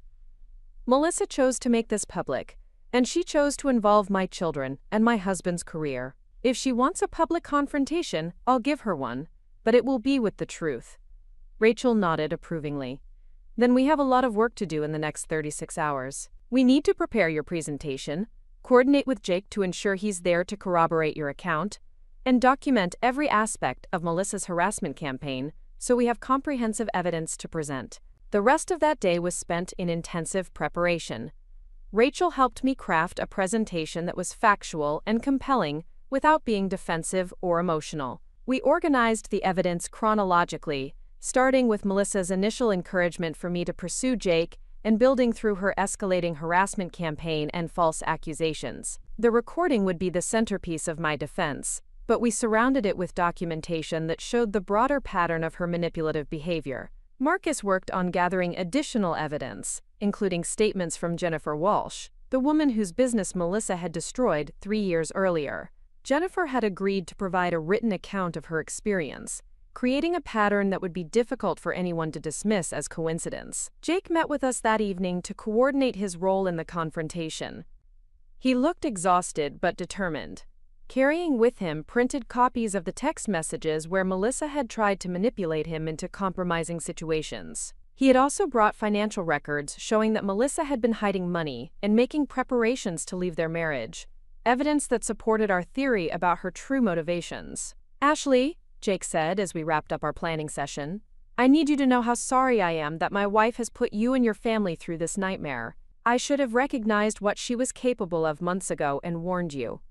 I studied my brother-in-law's face, seeing genuine remorse and determination. "Jake, We're all victims of her manipulation. What matters now is that we work together to stop her before she destroys anyone else." That evening, Michael and I had one of the most difficult conversations of our marriage. I explained the plan for the community meeting, the risks involved, and the potential consequences if our strategy failed. Michael listened without interrupting, his expression growing more serious as he understood the stakes we were facing.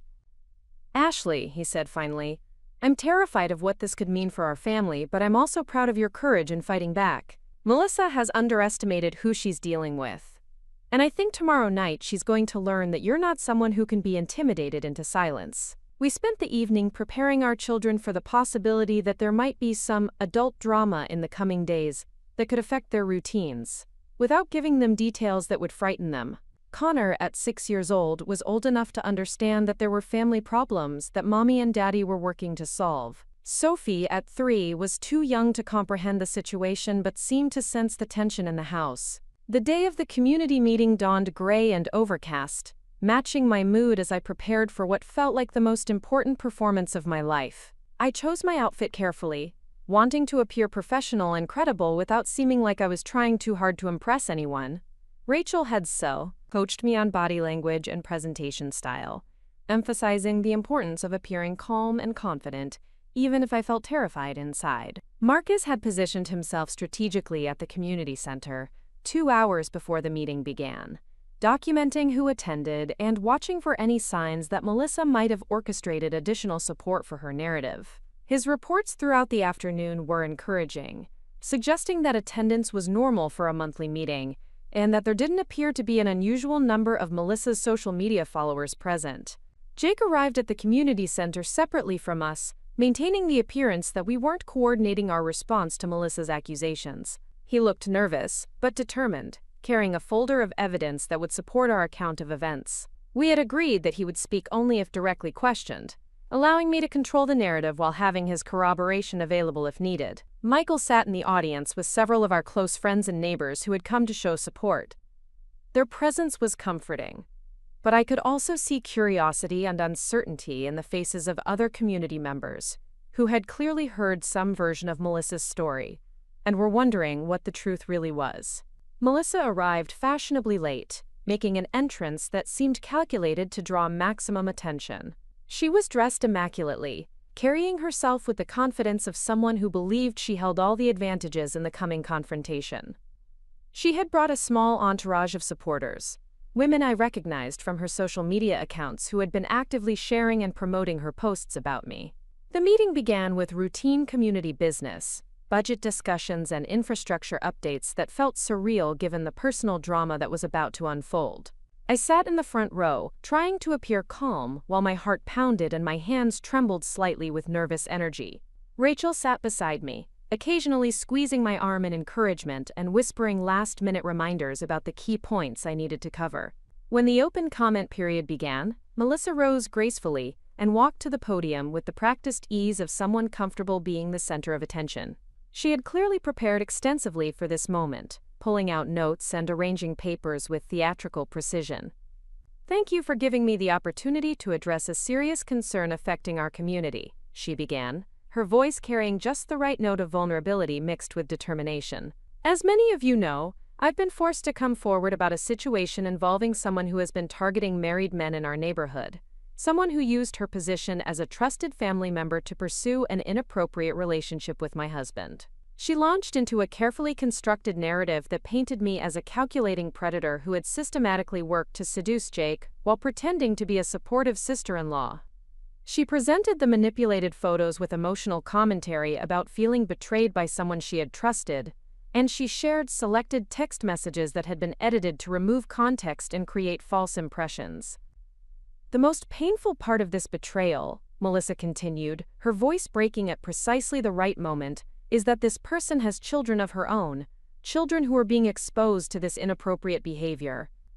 As a community, we have a responsibility to protect all our families from predatory individuals who would use trust and family relationships to pursue their own selfish desires." The performance was masterful, designed to generate maximum sympathy while positioning her as the heroic victim who was bravely speaking out to protect others.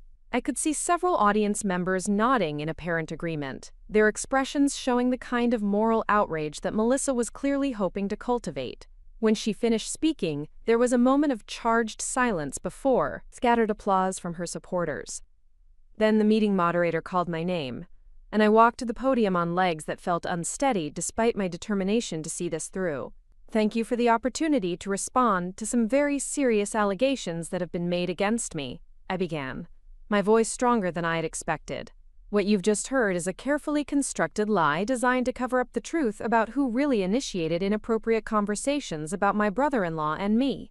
I pulled out my phone and held it up so everyone in the room could see it. What I'm about to play for you is a recording of a conversation I had with Melissa Hammond just 3 weeks ago, where she explicitly encouraged me to pursue a romantic relationship with her husband while she stepped back from their marriage. The room went completely silent as I pressed play, and Melissa's voice filled the community center with crystal clarity. I think Jake and you would be perfect for each other. I've been watching you interact, and I can see a natural compatibility that Jake and I have never shared. I've been thinking about this for weeks, and I believe everyone would be happier if Jake and you could explore your connection while I step back from the relationship. The recording continued for several minutes, capturing her detailed explanations of how she envisioned facilitating a relationship between Jake and me, her casual discussion of ending her marriage, and her reassurances that she would actively help create opportunities for us to be alone together. Her voice was calm and calculating, leaving no room for interpretation about her intentions or mental state. As the recording played, I watched Melissa's face transform from confident smugness to shock to panic. She had clearly never considered the possibility that I might have documented our conversations, and the irrefutable evidence of her lies was unraveling her carefully constructed narrative in real time. When the recording ended, the silence in the room was deafening. Then voices began rising as audience members started talking among themselves, processing what they had just heard, and trying to reconcile it with the story Melissa had told just minutes earlier. That recording proves exactly what I've been trying to tell you, I continued, my voice growing stronger as I saw the impact of the evidence. Melissa Hammond has been systematically manipulating this situation from the beginning. She encouraged me to pursue her husband, documented our innocent family interactions to create false evidence of an affair, and then launched a harassment campaign designed to destroy my reputation and my family. I pulled out the folder of additional evidence Marcus and Rachel had helped me prepare. What you've heard tonight is just the beginning. Melissa has been stalking my family, taking photographs of our home and our children's schools, filing false reports with Child Protective Services, and spreading lies designed to damage my husband's career and our children's social standing. Melissa suddenly stood up, her composure completely shattered. That recording is fake, she shouted, her voice high and desperate. Anyone can manipulate audio files to say whatever they want. This is all fabricated evidence designed to make me look bad because Ashley knows she's been caught. But her protests only made her appear more guilty and desperate. The recording had been too clear, too detailed, and too consistent with other evidence for anyone to believe it had been fabricated. Several audience members were already pulling out their phones, presumably to check social media posts they had seen and shared, now understanding that they had been participating in a harassment campaign based on lies. Jake stood up from his seat in the audience. "Everything Ashley just told you is true," he said, his voice carrying across the now chaotic room. "My wife has been manipulating this situation for months, and she's been trying to manipulate me as well. I have text messages where she tried to get me to admit to having feelings for other women, and I have evidence that she's been having an affair while accusing Ashley of destroying our marriage." The revelation about Melissa's affair sent another shockwave through the room. Her supporters were beginning to look uncertain, whispering among themselves as they realized that the woman they had been defending might not be the victim she had portrayed herself to be. Melissa looked around the room wildly, seeming to realize that her carefully constructed campaign was collapsing around her. "This is all lies and manipulation," she screamed. "Jake is obviously choosing his family over the truth, and Ashley has convinced him to lie for her. None of you understand what's really been happening." But her increasingly hysterical protests only served to further discredit her story. The calm, vulnerable victim she had portrayed at the beginning of the meeting had been replaced by someone who appeared unhinged and desperate, someone who was clearly capable of the manipulation and deception I had described. The meeting moderator called for order, but the room was buzzing with conversations as people processed what they had witnessed. Several of Melissa's supporters had quietly gathered their things and left, apparently unwilling to continue associating themselves with her story, now that evidence of her lies had been presented. As the official meeting concluded and people began filing out, I was approached by numerous community members who wanted to apologize for believing Melissa's accusations or to express support for my family. The immediate public vindication was overwhelming, but I also realized that this confrontation was only the beginning of the healing process for my family and my reputation. Melissa had disappeared during the chaos following my presentation, apparently unable to face the continued questioning and scrutiny from community members who now understood the truth about her behavior. But as I gathered my things and prepared to leave with Michael and our supporters, I couldn't shake the feeling that this public humiliation might push her to even more desperate and dangerous actions. The war for truth had been won tonight, but the battle to protect my family from Melissa's potential retaliation was just beginning. The days following the community meeting brought a mixture of relief and apprehension as the truth about Melissa's campaign finally emerged into the light. Word spread quickly through Millbrook about what had transpired at the community center, and the recording of Melissa encouraging me to pursue Jake became the definitive evidence that completely dismantled her narrative of victimhood. Within 48 hours, Melissa's social media accounts had been flooded with comments from community members demanding explanations and apologies. Her Instagram following, which she had worked so hard to cultivate, began abandoning her in droves as people realized they had been manipulated into participating in a harassment campaign against an innocent family. The local businesses that had provided her with sponsorship deals quietly distanced themselves from her, unwilling to associate their brands with someone who had been exposed as a manipulative liar. Rachel worked swiftly to address the various false reports Melissa had filed against our family. The Child Protective Services investigation was quickly closed after I presented them with the recording and evidence of Melissa's harassment campaign. The investigator assigned to our case actually apologized for the stress the false allegations had caused, explaining that they were required to investigate all reports, but that it had become immediately clear that the accusations were malicious and unfounded. Michael's employer at TechFlow Solutions was equally understanding once they learned the truth about the situation. His supervisor called him personally to express support and to assure him that the false allegations would have no impact on his career prospects. The company's human resources department even offered to provide a letter of support if we decided to pursue legal action against Melissa for her defamatory campaign. Marcus Torres continued his investigation into Melissa's background and discovered even more disturbing patterns than we had initially realized. The boutique fitness studio owner, Jennifer Walsh, was just one of several women Melissa had targeted over the years with similar campaigns of social destruction. Marcus found evidence of at least 4 other instances where Melissa had orchestrated harassment campaigns against women she perceived as threats or competitors, using social media manipulation and false accusations to damage their reputations and social standing. Most shocking was Marcus's discovery that Melissa's affair, which Jake had suspected, was actually with a married man whose wife had been one of her previous targets. 3 years earlier, Melissa had systematically destroyed the reputation of a woman named Catherine Mills, claiming that Catherine had been inappropriate with her husband, David Mills. The harassment campaign had been so effective that Catherine had moved to another state to escape the ongoing persecution. David Mills had divorced Catherine within months, and he had been secretly involved with Melissa ever since. The pattern was clear and horrifying.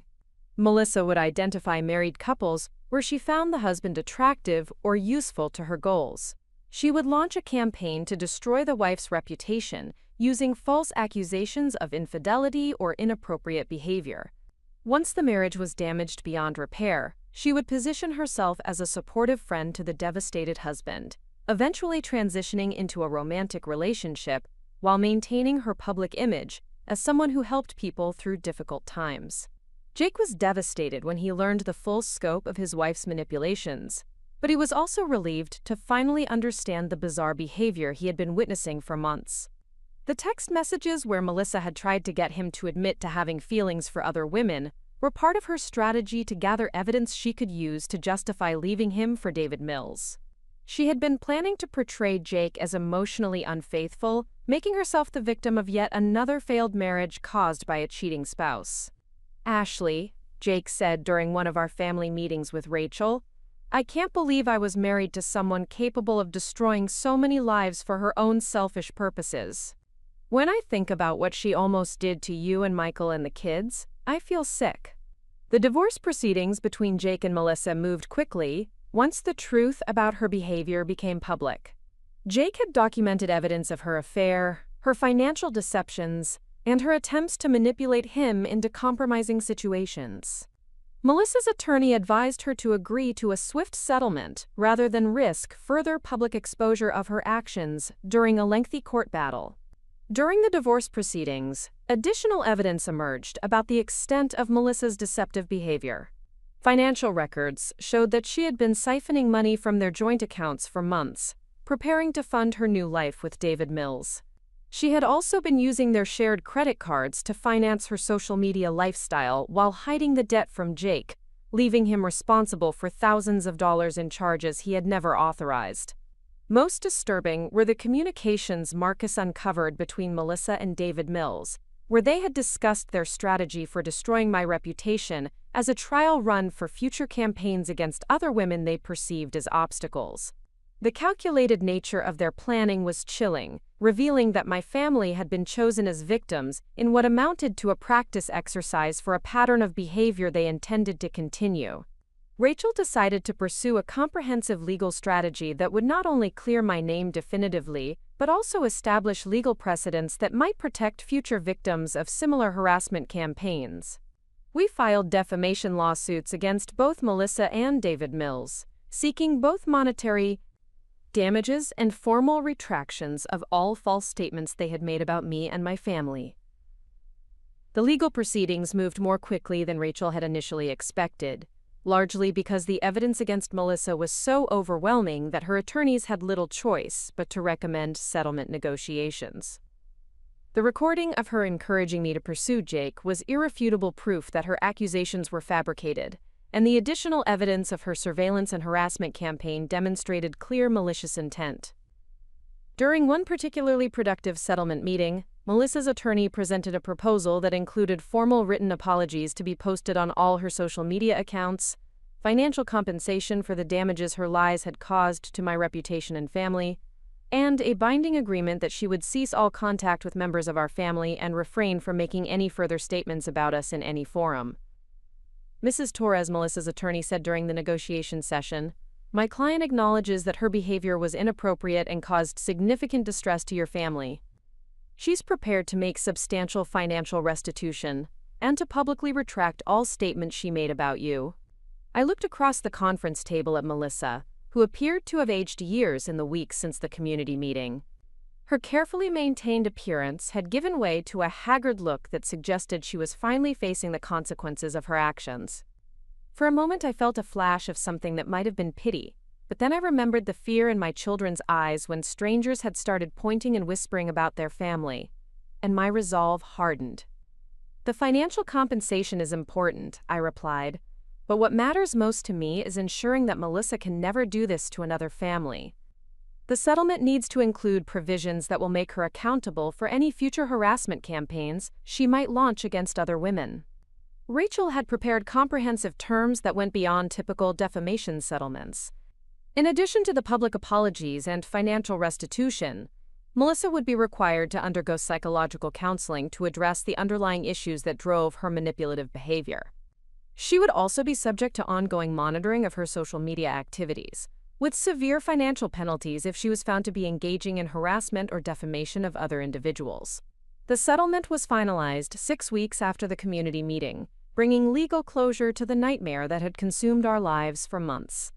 Melissa's public apologies were posted across all her social media platforms, reaching the thousands of people who had been exposed to her lies about me. The posts clearly stated that her accusations had been false, that I had never behaved inappropriately with Jake, and that her claims of evidence had been fabricated or manipulated. But the most meaningful aspect of the resolution was watching my family begin to heal from the trauma we had endured. Connor returned to school with his head held high. no longer worried about whispers and pointed fingers from other parents. Sophie, who had been too young to understand the specifics of what was happening, sensed the relief in our household and returned to her normal cheerful demeanor. Michael's career recovered quickly from the brief cloud that had hung over it during Melissa's campaign. His colleagues at TechFlow Solutions rallied around him with support and encouragement, and his supervisor made it clear that the false allegations had only strengthened their respect for how he had handled the crisis. The promotion he had received just before this nightmare began led to additional opportunities and recognition within the company. Jake struggled more with the emotional aftermath of discovering the true nature of the woman he had been married to. The realization that every aspect of their relationship had been based on manipulation and deception required extensive therapy to process. But gradually, with the support of our family and professional counseling, he began to rebuild his sense of self-worth and trust in his own judgment. Patricia Torres, Michael and Jake's mother, was initially devastated by the revelations about Melissa's behavior. She had genuinely cared for Melissa and had been completely deceived by her performance as the perfect daughter-in-law. But Patricia's innate wisdom and strong family loyalty helped her focus on healing rather than dwelling on the betrayal. "Mija," she told me during one of our Sunday dinners, using the affectionate Spanish term she had started calling me, "some people come into our lives to teach us lessons about trust and forgiveness. Melissa taught us that family bonds are stronger than lies, and that the truth will always find a way to emerge." The most unexpected outcome of the entire ordeal was how much stronger my marriage to Michael became through the process of fighting for our family's reputation and future. The crisis had tested every aspect of our relationship, forcing us to communicate more honestly and support each other through genuine fear and uncertainty. We had faced the possibility of losing everything we had built together, and surviving that threat had deepened our appreciation for what we had. My relationship with Jake also evolved in positive ways once the cloud of false accusations was finally lifted. We were able to interact naturally as family members again, without the artificial tension that Melissa's manipulations had created. Jake expressed gratitude for how I had fought to expose the truth, rather than simply trying to distance myself from the situation, and our mutual respect grew stronger through the shared experience of being targeted by someone we had both trusted. The broader community response was overwhelmingly supportive once the truth emerged. Many people who had initially been swayed by Melissa's convincing performance made personal apologies for their hasty judgments. Others shared their own stories of being manipulated by people who use social media and community connections to spread false narratives, helping us understand that our experience was part of a larger pattern of behavior that was becoming increasingly common in our connected world. Several months after the settlement was finalized, I received a phone call that brought the entire experience full circle. It was from Catherine Mills, the woman whose marriage Melissa had destroyed 3 years earlier as part of her strategy to steal David Mills. Catherine had learned about our case through the media coverage and wanted to thank me for exposing the truth about Melissa's behavior. "Ashley," Catherine said, her voice filled with emotion, "you'll never know what it means to me that someone finally stood up to her and proved what she's really capable of. I lost my marriage, my home, and my standing in my community because of her lies, and I never thought anyone would believe the truth about what she did." Catherine's call reminded me that our fight hadn't just been about protecting my own family. By exposing Melissa's pattern of manipulation and holding her accountable for her actions, we had potentially prevented future victims from suffering the same devastating experiences that Catherine had endured. Marcus Torres continued to investigate Melissa's activities even after our case was resolved, working with other women who had been targeted by similar campaigns. His work led to the formation of a support network for victims of social media harassment and defamation, providing resources and legal assistance for people who found themselves facing false accusations and reputational attacks. As the 1-year anniversary of Melissa's first threatening text message approached, I found myself reflecting on how profoundly the experience had changed my understanding of trust, family loyalty, and personal resilience. I had learned that people could be far more deceptive and manipulative than I had ever imagined, but I had also discovered reserves of strength and determination within myself that I hadn't known existed. The guest room in our house, which had once felt contaminated by Melissa's presence during family gatherings, was converted into a home office where I began working on a book about surviving false accusations and social media harassment. The project grew out of conversations with other women who had faced similar attacks, and it became a way to channel the pain of our experience into something that might help future victims. Michael and I made the decision to have another child, feeling that our family had emerged from the crisis stronger and more united than ever. When our son Lucas was born 18 months after the nightmare began, it felt like a symbol of renewal and hope for our family's future. Connor and Sophie embraced their roles as big siblings with enthusiasm, and even Jake became a devoted uncle who clearly treasured his opportunity to be part of a healthy, loving family dynamic. The final piece of closure came when Melissa and David Mills left Millbrook entirely, relocating to another state where their reputations hadn't been destroyed by the exposure of their manipulative behavior. While part of me wished they could have faced more serious consequences for the damage they had caused to multiple families, I was relieved to know that they were no longer in our community where they could target new victims. Looking back on the entire experience, I realized that Melissa's threatening message that October evening had actually been a gift in disguise. Her escalation to open accusations had forced the truth into the light and exposed her manipulative behavior before she could completely destroy my family's life. If she had been more patient and strategic, she might have succeeded in her campaign to drive Michael and me apart, while positioning herself as the concerned family member who had tried to warn us about problems in our marriage. The recording I had made of our coffee shop conversation remained the turning point that saved my family and exposed her lies. That decision to document her disturbing suggestions had seemed like a small precaution at the time, but it had proven to be the evidence that unraveled her entire web of deception. As I tucked Connor and Sophie into bed one evening, Connor asked me about the adult drama that had affected our family months earlier. He was old enough now to understand that there had been someone who had told lies about our family, and he wanted to know if it could happen again. Sometimes, I told him, people make bad choices that hurt other people, but when that happens, the most important thing is to tell the truth and stick together as a family. Truth is always stronger than lies, even when it takes time for people to see it. Sophie, now 4 years old, nodded seriously from her bed. "And we have each other," she added with the simple wisdom of a child. "That's right, sweetheart," I agreed, kissing both my children goodnight. "We have each other, and that's the most important thing of all." Standing in the doorway of their room, watching my children sleep peacefully in the home we had fought so hard to protect, I felt a deep sense of gratitude for the strength our family had discovered through adversity.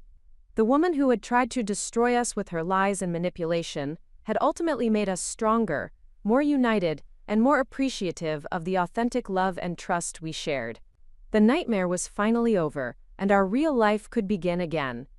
Up next, you've got 2 more standout stories right on your screen. If this one hit the mark, you won't want to pass these up. Just click and check them out.